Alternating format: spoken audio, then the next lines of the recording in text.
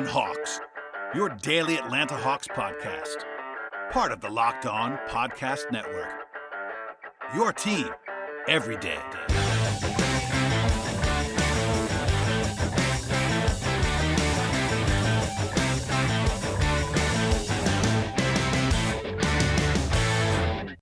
Hello, friends.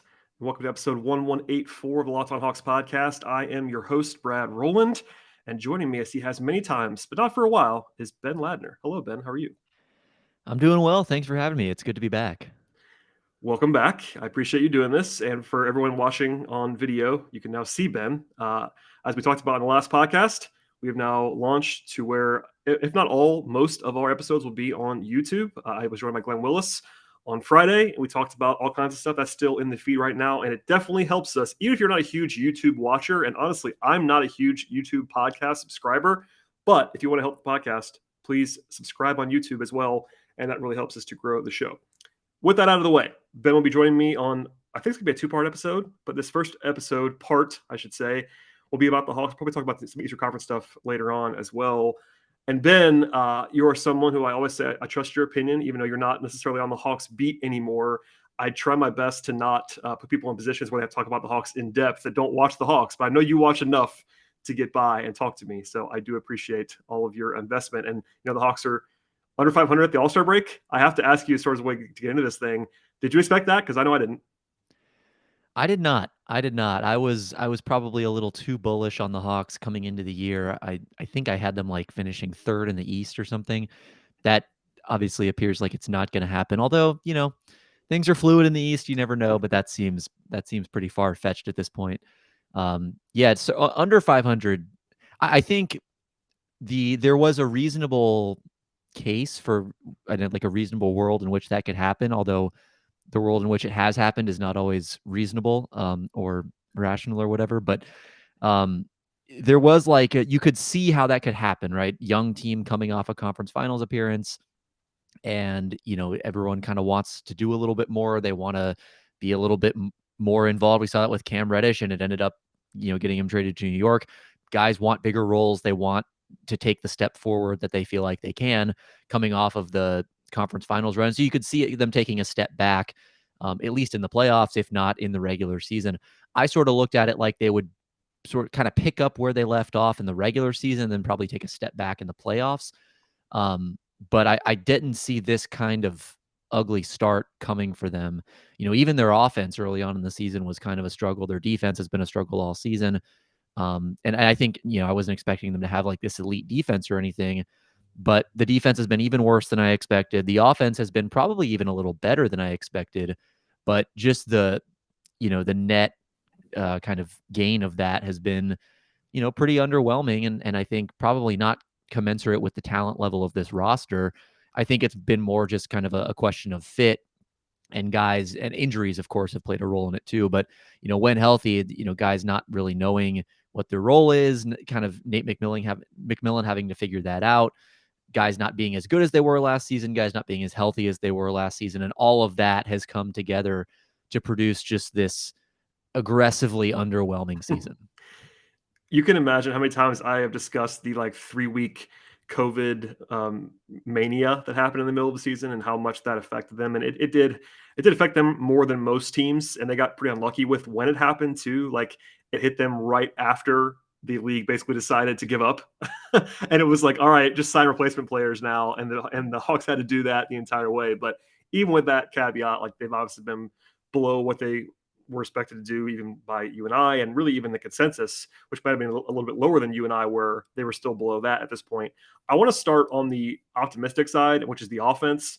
And they're number 2 in the league in offense right now at the All-Star break, which is, if you told me that, I mean, you mentioned it a second ago, if you told me they were number 2 in offense and below 500, that kind of blows my mind, to be honest. Not that we didn't know that they were better on offense than defense, but number 2 in the league is something totally different. And Trae Young, you know, is Trae Young. He's fantastic. He just had the All-Star weekend showcase to get 10 assists in the All-Star game.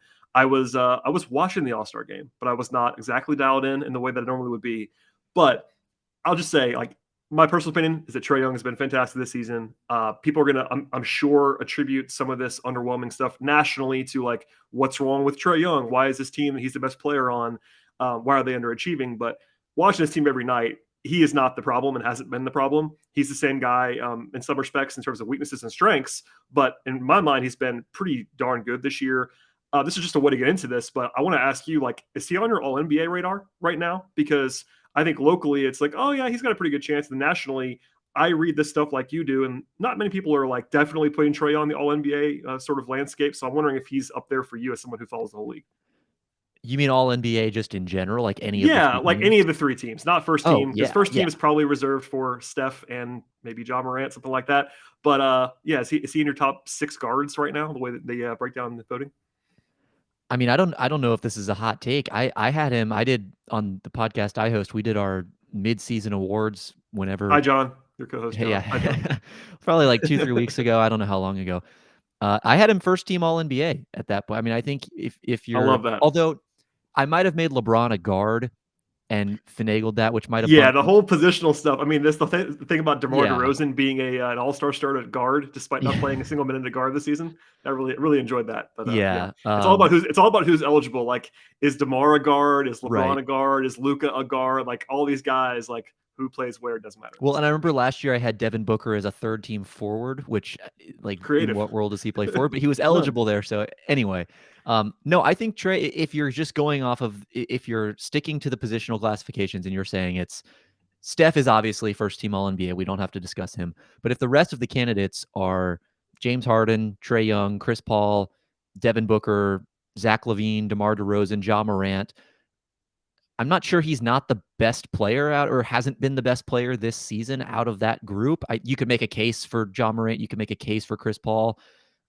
I don't, maybe James, I don't think you can make a case for James Harden this season. Yeah, I think Trae Young has just been a better version of what James Harden does. I think he's been better than Ja Morant.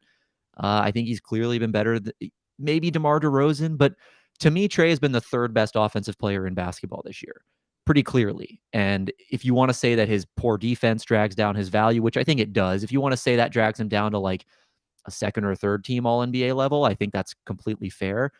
But I think, I mean, I would be surprised if he's not on one of the 3 All NBA teams.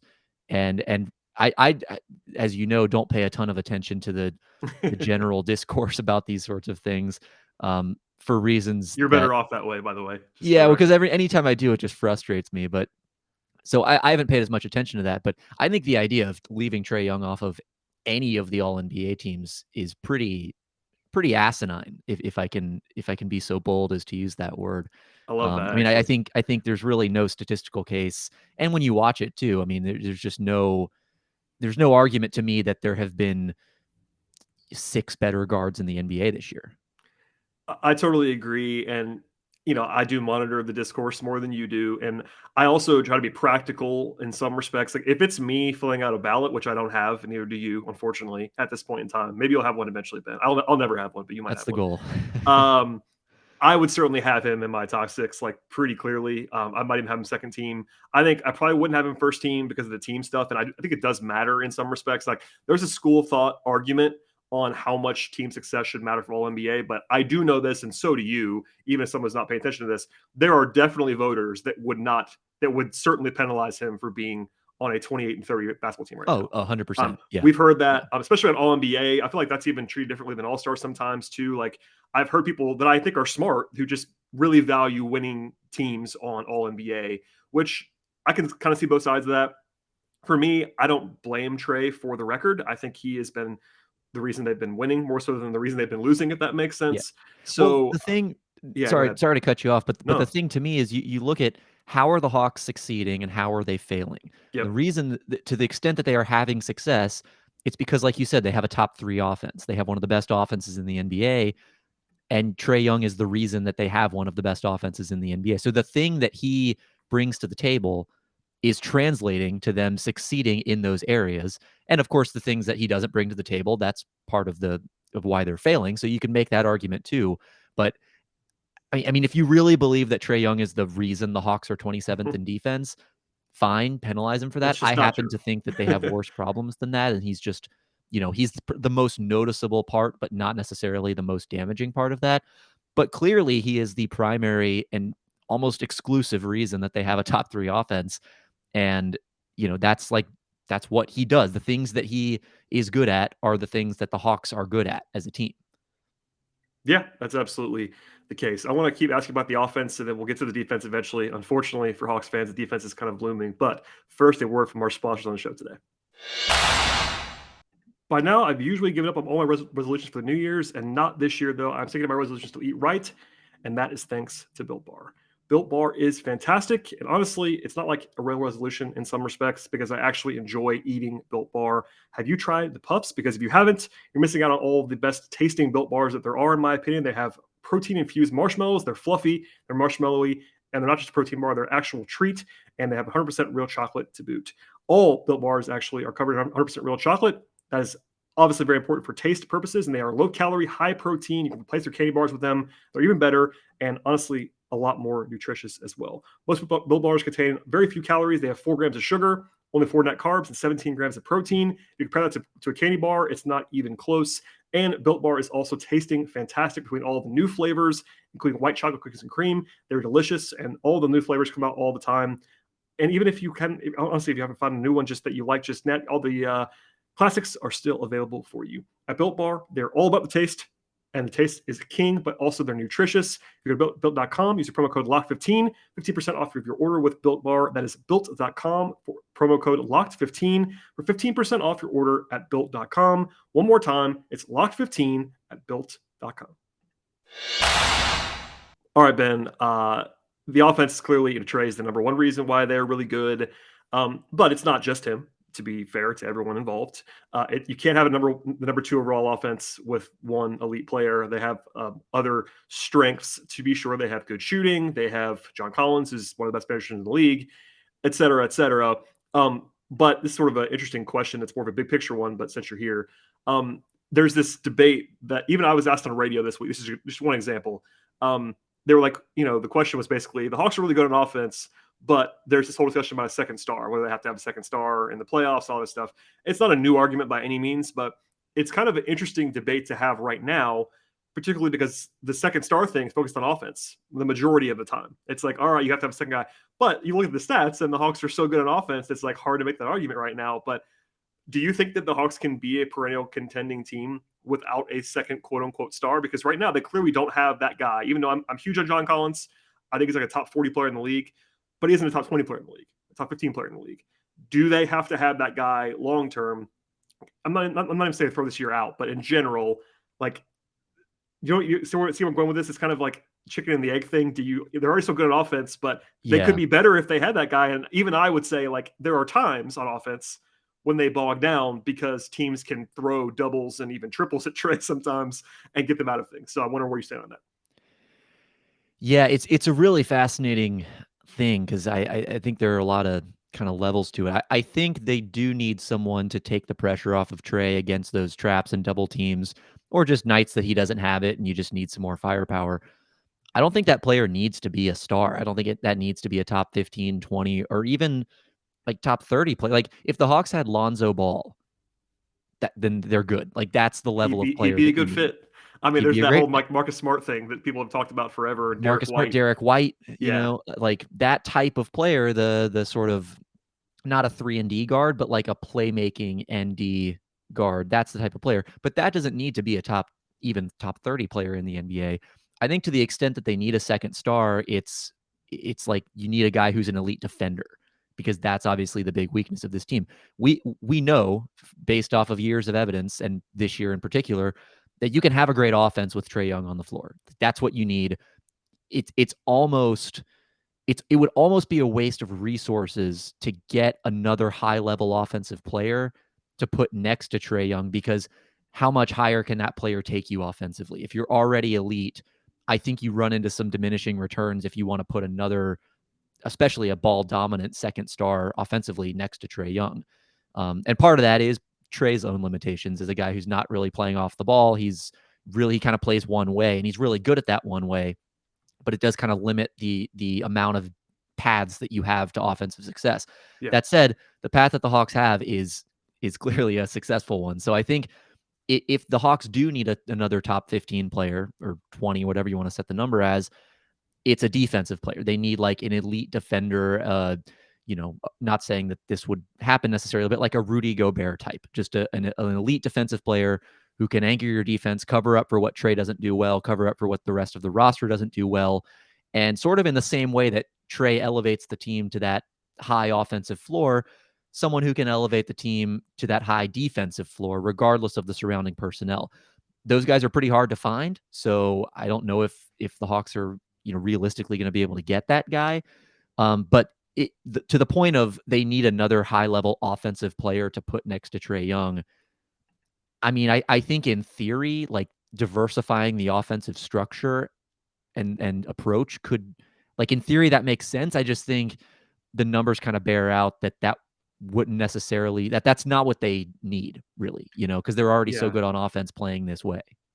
No, I totally see where you're coming from. And when people say that to me, I always kind of push back on the offense first or offense only guys. Like there's always been this thought about like pairing Trae Young with Bradley Beal or pairing Trae Young with, I don't even know, pick another guy. Donovan Mitchell's been a popular one recently because like there's this rumbling that he might, but like, yeah, I'm not saying that you're suddenly worse with those guys. They're really good players. They're stars.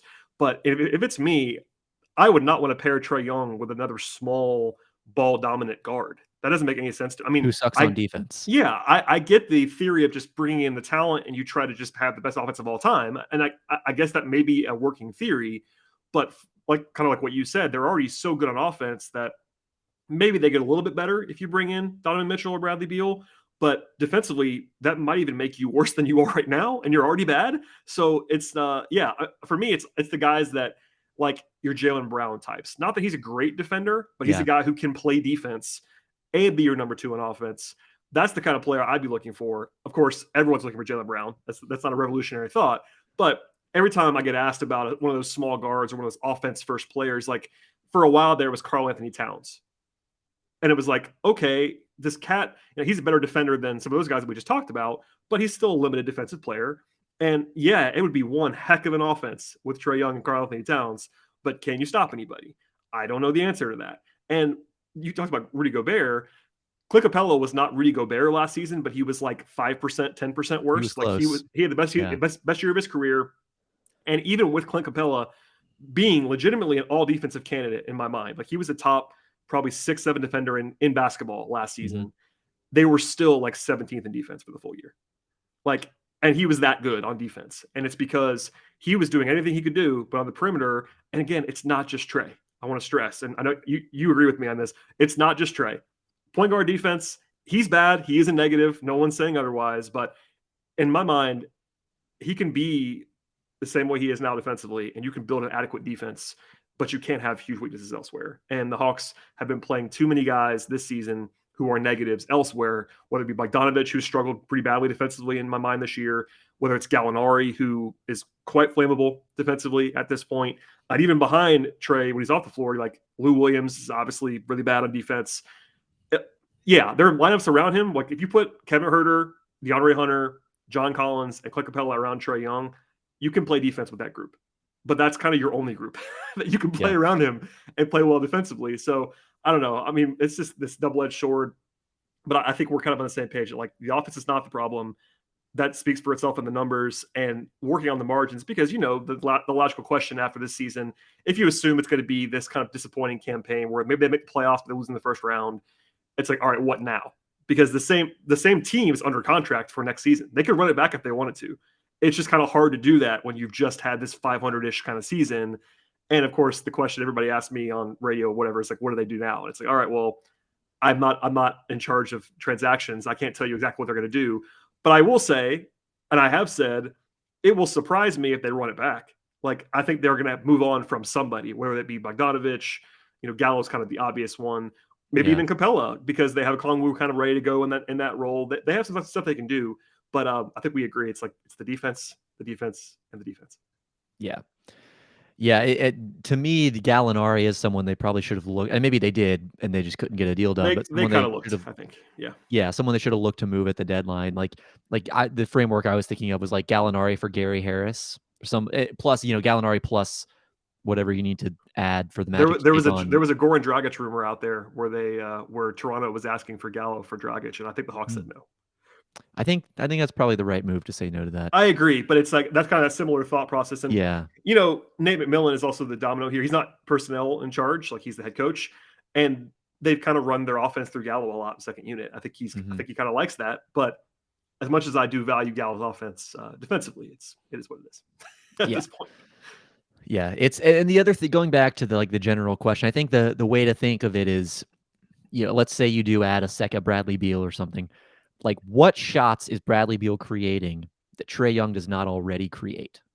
And to me, the answer is not good ones. Like he's not adding more than like a 5% boost of efficient offense to what they already have. And so it's not, like you said, it's not that, oh, Donovan Mitchell or Bradley Beal would make the Hawks worse offensively, but it's the opportunity cost. If you spend whatever resources it takes to get one of those guys, money, draft picks, players on your current team, then those are now resources that you cannot spend on a defensive player, which is the more pressing need, right? So it's more about the opportunity cost and I guess the diminishing returns. If I'm starting to sound like an economist or something, but it's more about that kind of stuff than it is about just the raw gain that someone would give you. Of course, another top 15 offensive player would make the Hawks better, but at what cost and to what end? I think those are the more relevant questions.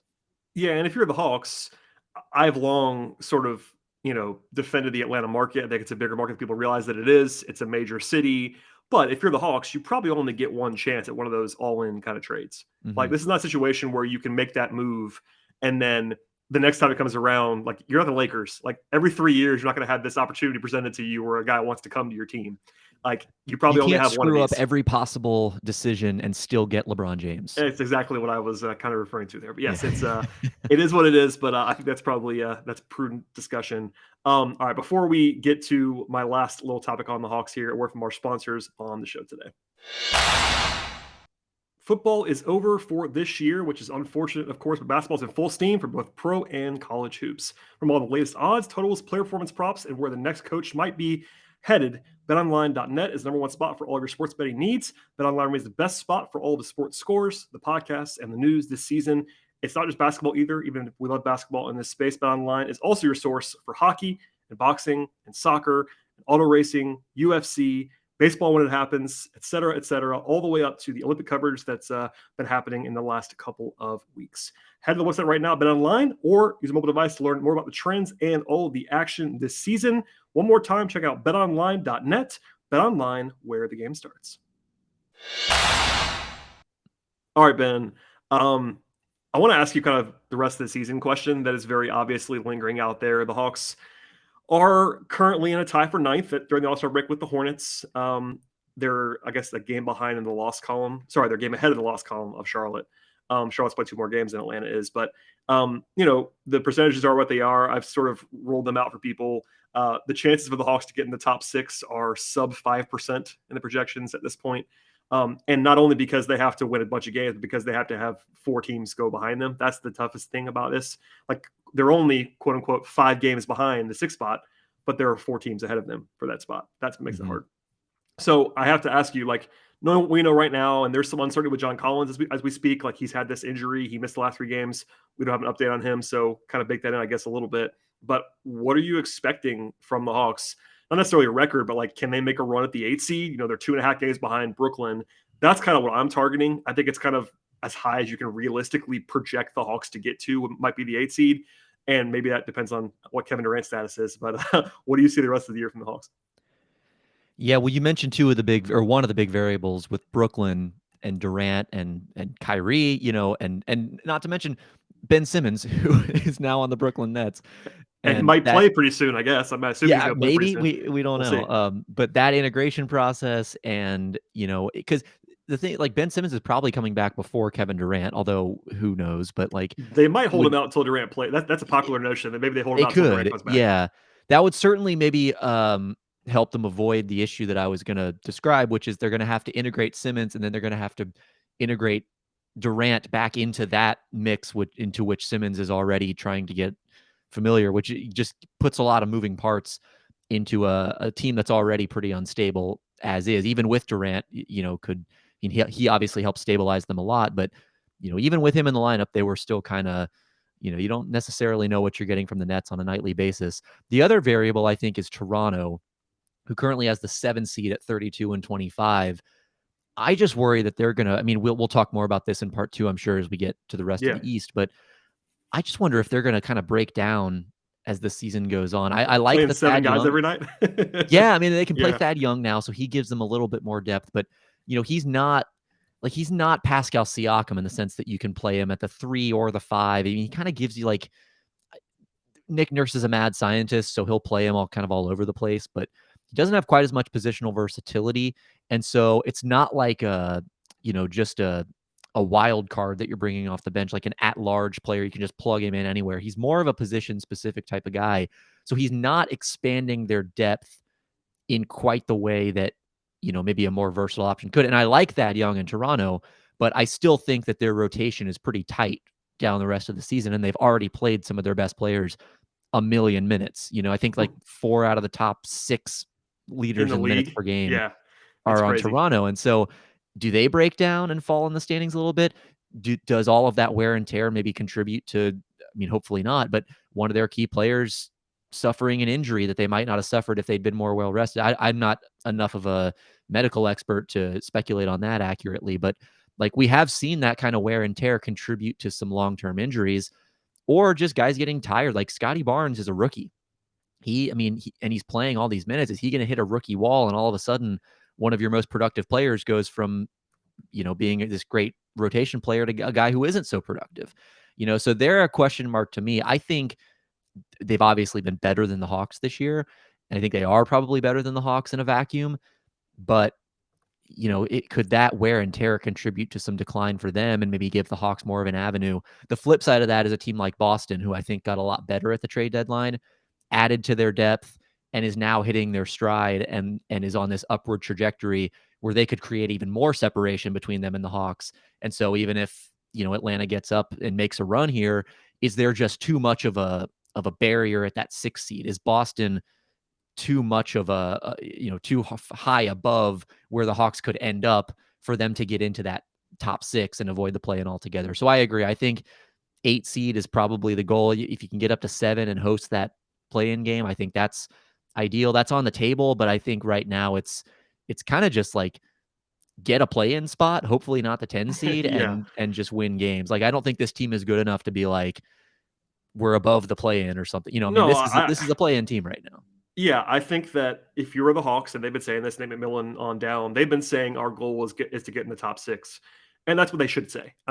If they were to go, let's just say on the high side, they go 19-5 the rest of the way, which is not something you can project. Even if you were the biggest Hawks fan in the world, you can't flat out project 19-5 for basically 19-5 any is good. team. Like 19-5 is extremely, extremely good.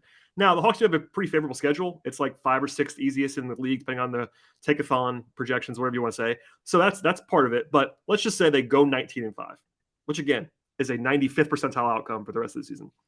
That takes them to 47 wins. 47 wins may not be enough for the 6 seed.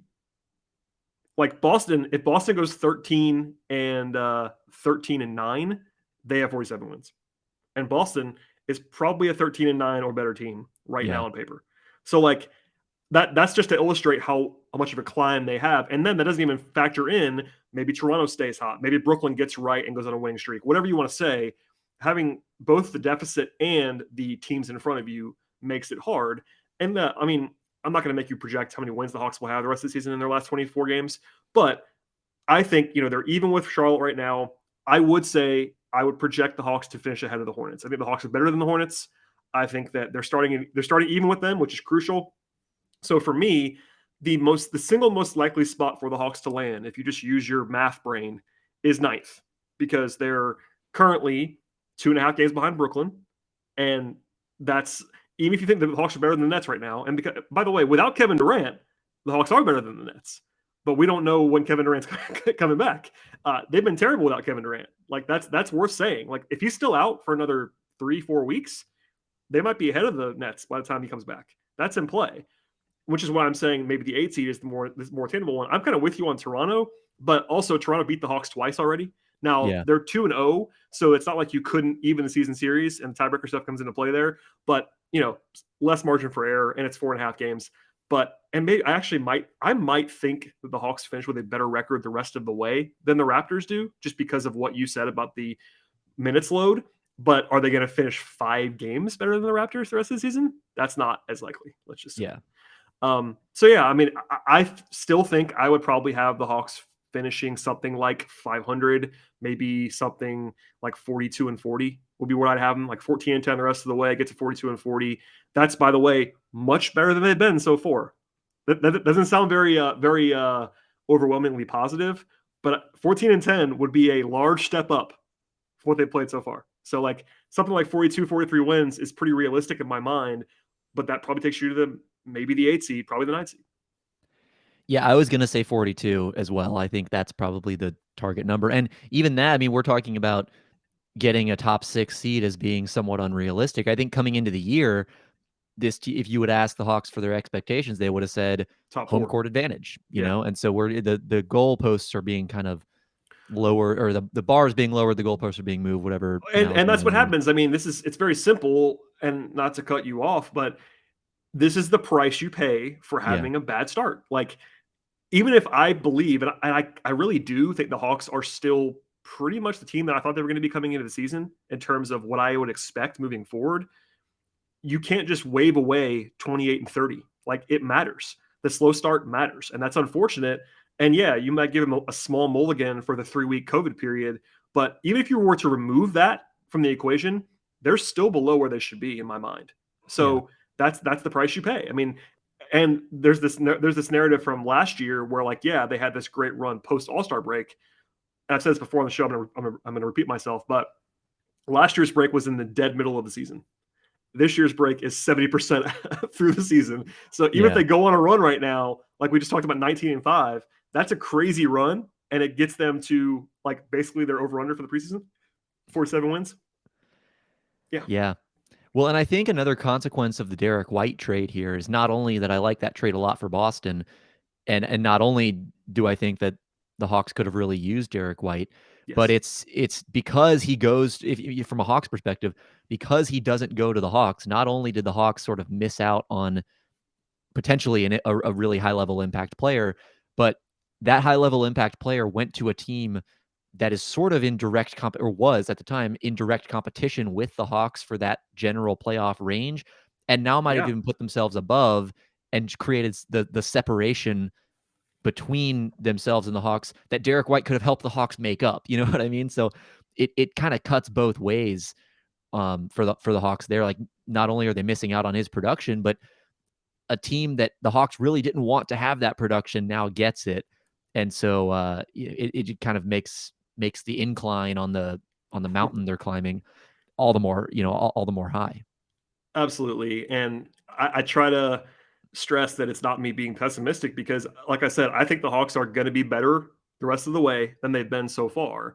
But the hole is what it is, and the obstacles are what they are. And, like, yeah, do I think that maybe they could outplay Toronto the rest of the season? Yes, they could. But 4.5 games is 4.5 games with a small window to make them up. So not to hold your feet to the fire, but it sounds like you would probably have them 9th if I had to make you choose right now in terms of the rest of the season projection. So beating Charlotte but not doing quite enough to overcome Toronto and Brooklyn. Is that where you have them?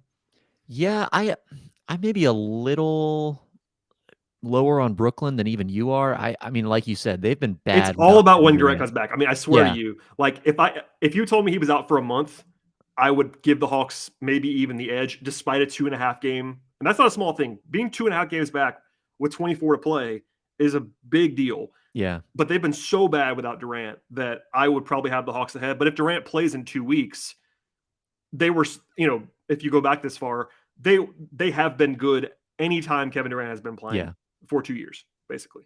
Like, they're quite good. I'll say, I mean, take this with a grain of salt, obviously, because of what we said about the unknowability of this, but I'll say the Hawks finish 8th, partly because we don't really know about Durant's injury, and he has an injury history. I would try to play that safe if I were Brooklyn, although, Durant seems like he wants to play as many minutes as humanly possible. So maybe that factors in. I'm also just not as high on Durant as a player and his impact. as a lot of people seem to be. So maybe that comes into play here. I'll say it's like a toss up between the Nets and Hawks for 8 and 9, and then Toronto probably stays put at 7, and I think Charlotte's 10. I was gonna mention, is there a possibility Washington kind of Oh, sneaks in from underneath?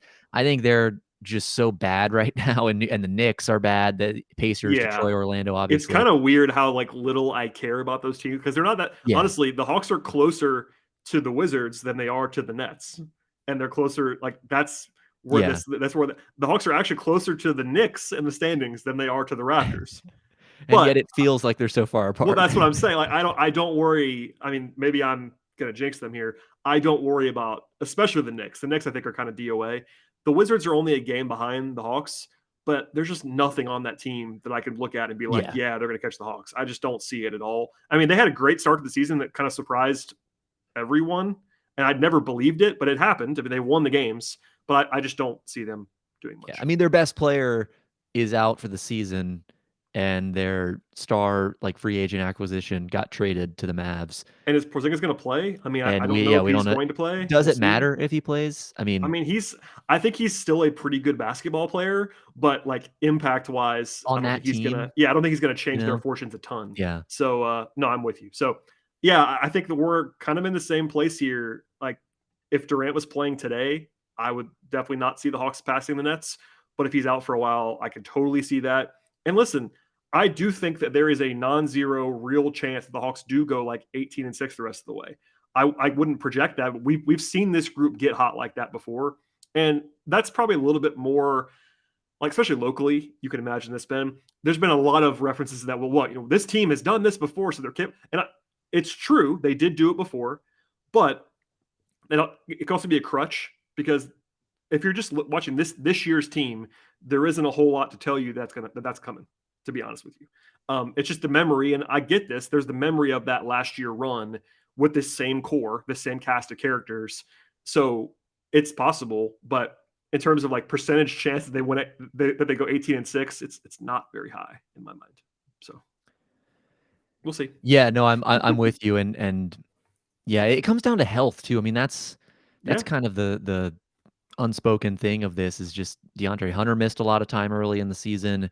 Clint Capella seemed to be dealing with he had the Achilles thing early, right? Yeah, they had, and this is kind of underplayed. I talked about it a lot at the time, but they had four of their guys that are their core pieces. It was Capella, Bogdanovich, Herter, Kongwu, that all came into training camp basically not having played basketball all summer. Yeah. And And like, Collins is out now. I mean, it's now Collins is out, yeah. but like the slow start, I'm not saying it was like totally foreseeable, but if you remember the context of like particularly Capella and how important he is to not be himself for like a month at the outside of the season, really hurt them. Hunter, there's a whole discussion about this that we can have another time. But Hunter, the idea of Hunter versus the practical reality of Hunter right now is pretty far apart in terms of like the metrics do not like DeAndre Hunter right now. You look at that. That's just one thing, but like, he's not quite the guy that they probably need him to be right now every single night. There's a whole other thing. So yeah, I'm with you. I think there's probably a run coming, but telling you what kind of run it's going to be, whether it's going to be 14 and 10 or 19 and 5 those are meaningfully different the rest of the way. Yeah. I find it really interesting that the Phoenix Suns, who have by far the best record in the NBA and have been by far the best team in the NBA this season, have won 18 of their last 19 games.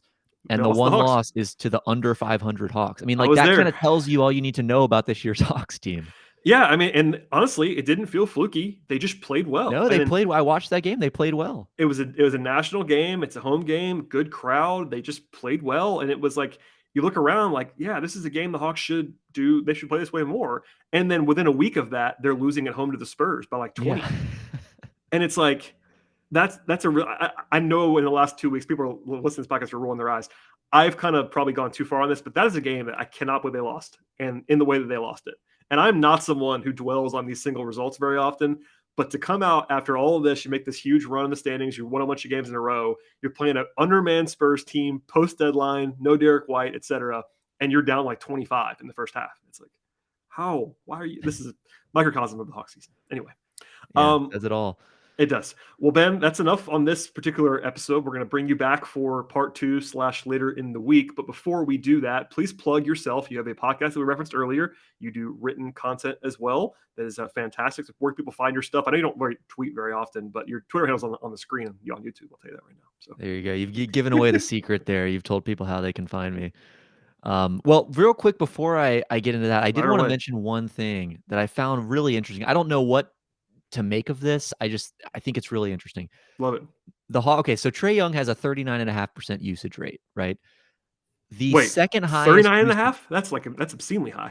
On cleaning the glass, so filtering out garbage. Yeah, okay. And their usage rates, like Chris higher. Paul has like a sub 20 usage on Basketball Reference and like 25 on cleaning the glass. Yeah, okay. I was thinking of Basketball Reference and I was like, wait, 40% usage is like ridiculous. Yeah. Moving on. Go ahead. So adjust calibrate your scales differently here a little bit. But Trae has a 39.5% usage. Cam Reddish had a 21.7 usage when he was on the team. He is obviously no longer on the team. He is not. Lou Williams has a 24% usage, and no one else is over 20. So essentially, Trae is like tops in the league in usage rate. Lou Williams is like normal backup point guard scorer type of usage, and no one else is using more than a fifth of the possessions. Yep. I think like if I just looked at those numbers and you asked me to guess, is this a good thing or is this having positive or negative impact on the Hawks? I would say probably negative. And yet, top 3 in offense, they're really good with Trae on the floor. I mean, it seems like just putting the ball in his hands every possession is working, but it also feels like maybe they should diversify a little bit. Could they get more out of the team as a whole, especially in the playoffs, if they try that approach? I don't know like what the answer is or what that stat even means if it means anything, but it strikes me every time I look at the Hawks on cleaning the glass is just like such a chasm between Trae and everyone else. And maybe it should be that way, but I don't know. It also feels like between some of the other guys they have on this roster, maybe the best way to get the best version of Bogdan Bogdanovic is to empower him a little bit more. And same with Kevin Huerter, those types of guys. I don't know. I don't know what the answer is. Yeah, no, it's a great point. And I think that recently Bogdanovic's usage has gone up. And he's been a little bit better for it. But, taking it back to where we were before in this conversation, they have a bunch of play finishers and they don't really have a lot of play creators. Like Lou Williams, that's his only value is that he can run a pick and roll and have the ball in his hands and score and pass. Right. But other than him, like you go up and down the list, even as high as John Collins, who is a really good player, he's still more of a play finisher than a creator. Herter is the same thing. He can do it a little bit. Bogdanovich the same thing. Gallinari in the post can do it a little bit, but they don't have another guy that you could say can play number one with Trae, because Lou and Trae, it does not work. I don't care what anybody says, it doesn't work. They still try it, and it doesn't work. But they don't have anybody else on the team that can play alongside Trae. Bogdanovich is the closest thing they have, which is a point I made, I think, on last week's show. Like if you're trying to figure out who the number 2 is in terms of just like shot creation, like hand the ball to a guy, go get a shot, it's Bogdanovich is their next best option. And I'm not sure that's good enough, to be honest with you. But he's been good. He's been good recently. So that's good. It's a good point by you, though. The chasm is just insane. And the Reddish thing, I mean, if we're being honest, Cam's usage was far too high. Way too high when he was playing too. So him being the only guy there is like kind of telling as well. All right, Ben. Well, thank you for that. That was a good insight. I'm sure me being a bad host. We didn't get to that before that, so that's my apologies. No, it's okay. I was looking for you were a way scrolling? to bring it up. Yeah. No, I get it. Well, now that I've done the whole thing again, but please plug yourself, Ben. Sure. Beyond Twitter, and people are not all watching this on YouTube. Some people are listening to this on podcasts as well. So keep that in mind. Yeah. So at @BLadner_ on Twitter. That's you're not going to find much more than just links. Links are good on there, but like if you're interested in those links, that's probably the best place to find them. Doing a lot of writing for the Step Back, pretty much weekly columns breaking down just stuff that I find interesting about the NBA. So if you're interested in that, and then Read and React NBA podcast. If you want some general NBA talk, we try to go as in depth as possible on as many things as we can across the entire NBA. So if you're looking for some more kind of nuanced analysis of the league as a whole, you can hopefully find it there. And that's about it. I love the word nuance, Ben. I use it all the time. It's dead in this industry for the most part, and I appreciate The lost art, just like the you mid-range. The you lost bringing art. mid-range, you bringing nuance to the table. All right, that's enough for this episode of the podcast. We're going to bring Ben back later this week, so please stay tuned. Please subscribe via Apple Podcasts, Spotify, also on YouTube if you're watching or if you just want to support the show. And we'll see you all next time.